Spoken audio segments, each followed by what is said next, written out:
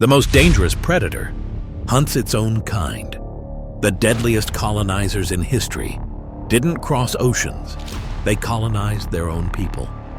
From chains forged at home to hearts ripped out in ritual and fear, what they did was so brutal, so calculated, so complete, that foreign conquest would have been mercy. They didn't just conquer territory, they weaponized power and turned it on their own. Watch how the mightiest civilizations in history destroyed themselves from within.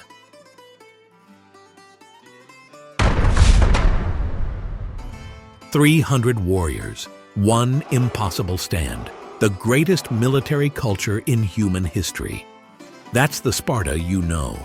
What you don't know is what they did to their own people. In 743 BC, Sparta invaded Messenia and enslaved the entire population. They called them Helots, state-owned slaves.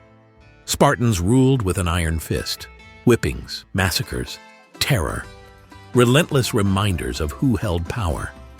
But by the 5th century BC, Sparta faced a terrifying reality. 7 Helots for every single Spartan citizen, outnumbered 7 to 1 in their own land. So how do you control a population that could crush you overnight? Terror. Every year, Sparta's leaders formally declared war on the Helots. This wasn't symbolic. It was legal permission for murder. Any Spartan could kill any Helot and face zero consequences. But the real horror? The Cryptia. Elite Spartan warriors hunting their own slaves. Young Spartan men, the best and brightest, were sent into the countryside at night, armed with daggers. Their mission? Hunt Helots. Kill the strongest, the smartest, anyone who might lead a rebellion. This wasn't war, this was state-sponsored murder, as a rite of passage. You became a man by hunting people in their sleep.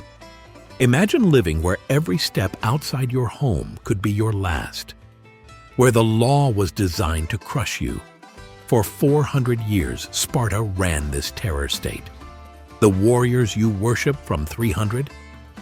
They spent more time terrorizing enslaved Greeks than fighting Persians, and it destroyed them.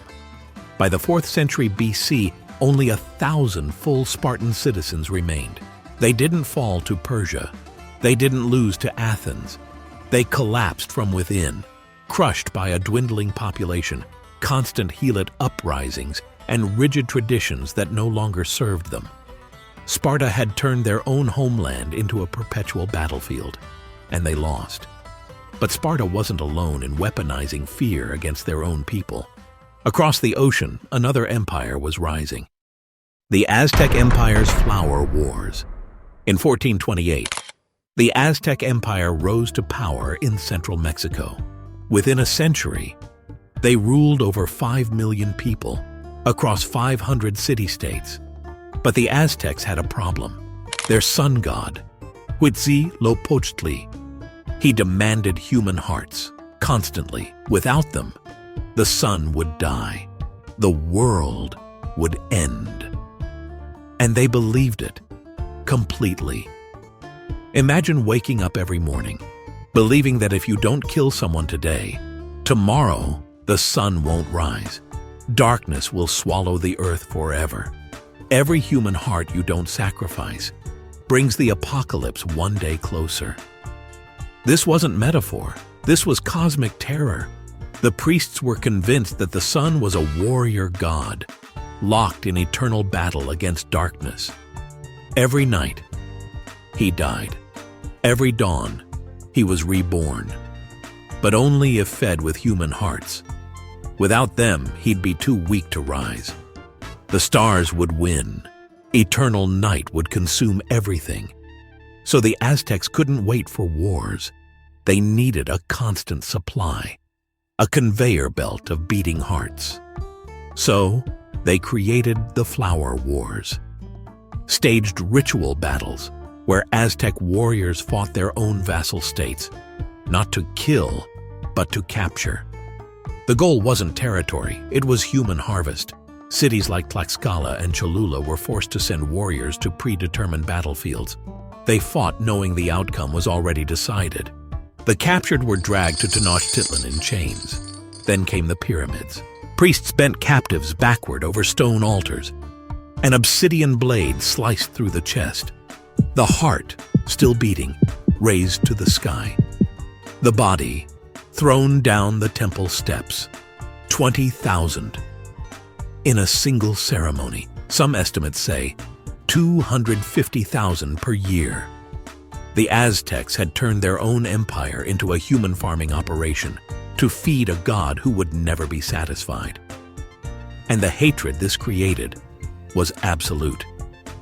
When Hernán Cortés arrived in 1519, with just 500 Spanish soldiers, he didn't conquer the Aztec Empire.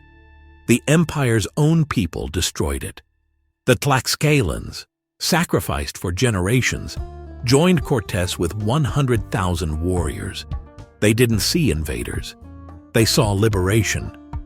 The Aztecs fell in 2 years, not to European guns, but to the rage of their own subjects. You can't build an empire on the hearts of your own people, but halfway across the world, another empire was perfecting a different kind of harvest. The Ottomans were taking children. The Ottoman Empire's Devshirme and Tanzimat. In 1380, the Ottoman Empire created a system so twisted it would make the Aztecs look merciful. It was called Devshirme, the blood tax. Every few years, Ottoman soldiers marched into villages across the Balkans, Greece, Serbia, Bulgaria, Albania. They weren't there for gold or land. They were there for your sons. Boys aged 8 to 18 were ripped from their mother's arms, the smartest, the strongest, the most promising. If you resisted, your village burned. These children were marched to Constantinople in chains, stripped of their names, their language, their identity, their past erased. Then came the training. The best became janissaries, the empire's elite killing machine. And here's the horror. They were sent back to conquer their own homelands. Imagine being that Greek boy, 15 years old, standing on a battlefield facing your own village, your father in that army, your brother, your mother watching from the walls, and you're ordered to kill them. This wasn't just conquest. This was weaponized identity destruction. The Ottomans didn't take your land, they took your children and turned them into the sword that would cut you down. For 300 years, this system ran. Millions of boys stolen, reprogrammed, and unleashed against their own people. But the Ottomans took it further. By the 19th century, the empire was dying. So they tried something desperate. They colonized themselves. The Tanzimat reforms replaced traditional law with European codes, changed clothing, architecture, education. The empire was erasing its own identity, trying to become Europe, to survive. It destroyed them. Traditionalists revolted.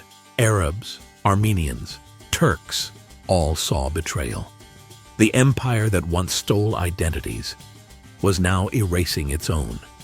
By 1922, the Ottoman Empire was gone, not conquered by outsiders, destroyed by the identity crisis it created.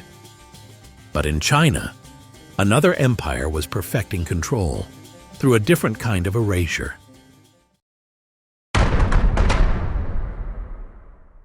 The Qing Dynasty's hair edict. 100,000 people died over a hairstyle. In 1644, when the Manchu conquered China, just 2% of the population ruled over 98% Han Chinese. They knew they couldn't hold power through force alone, so they made their subjects erase themselves. The order was simple. Every Han Chinese man had to shave the front of his head and braid the back into a queue, the Manchu hairstyle. refuse, and you were executed. This wasn't about fashion. For the Han Chinese, hair was sacred. Confucian teaching said your body was a gift from your parents. To damage it was to dishonor them. The Qing knew this. That's why they demanded it. Entire cities revolted. Zheng held out for 83 days. When it fell, 100,000 dead over a hairstyle. Yangzhou resisted for 7 days. The Qing response? Tens of thousands of civilians slaughtered. In 10 days, the streets ran red for weeks. And the horror? It worked. Within a generation, millions of Han Chinese walked around with shaved heads and braids, looking in the mirror and seeing their conquerors staring back. For 268 years, this continued. Fathers taught sons to shave their heads. Grandfathers who remembered freedom died watching their grandsons braid queues without question. The Qing had done what no conqueror before them managed. They made the conquered enforce their own subjugation. But by 1911, the rage finally surfaced. The Xinhai Revolution erupted, and the first thing revolutionaries did was cut off their queues. In public squares across China, men hacked off their braids, symbols of 268 years of humiliation. The Qing Dynasty fell in months, not to foreign invasion, to a population that finally remembered who they were. The last emperor, Puyi, was 6 years old when he abdicated. The longest ruling dynasty in modern Chinese history, destroyed by the identity crisis it created. But long before China's awakening, another empire had already perfected an even darker form of self-destruction. The Russian Tsars were enslaving their own people.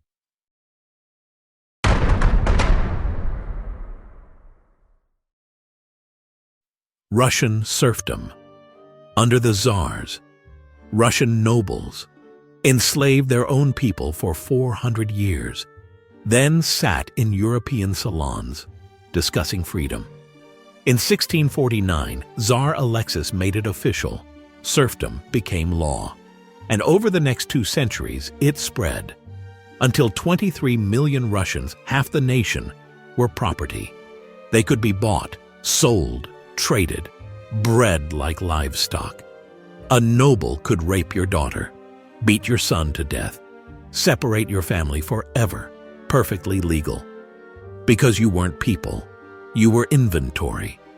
And the man who owned you, he looked exactly like you, prayed to the same God, spoke the same language, celebrated the same holidays with his children that you celebrated with yours.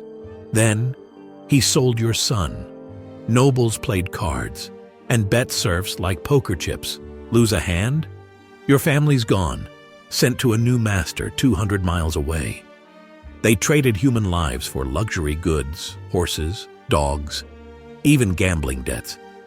You were worth less than livestock. The brutality rivaled slavery worldwide. Serfs were worked to death building St. Petersburg, Peter the Great's window to the west. 100,000 corpses rotted in the swamps.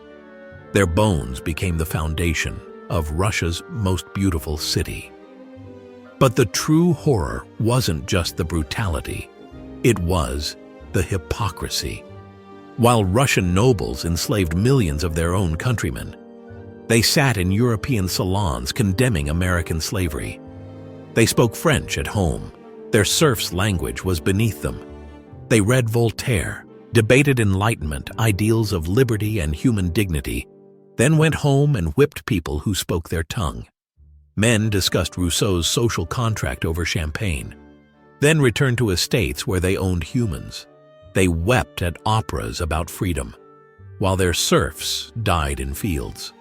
This continued until 1861, 4 years before America abolished slavery. When it finally ended, 23 million Russians were freed. But the rage didn't disappear. It festered for 56 years until 1917, when it exploded into the Russian Revolution. The Romanov dynasty, 300 years of rule, executed in a basement. You can't enslave your own people for 4 centuries and expect them to forget. 5 empires, 5 different methods of self-destruction, but the pattern is identical. When you build power by terrorizing your own people, you don't create stability, you create a time bomb. And history proves that bomb always detonates. And if you think that fuse stopped burning long ago, think again. Hit that subscribe button. History was wild. We've got the receipts, people. Oh yeah, the past must be crazy.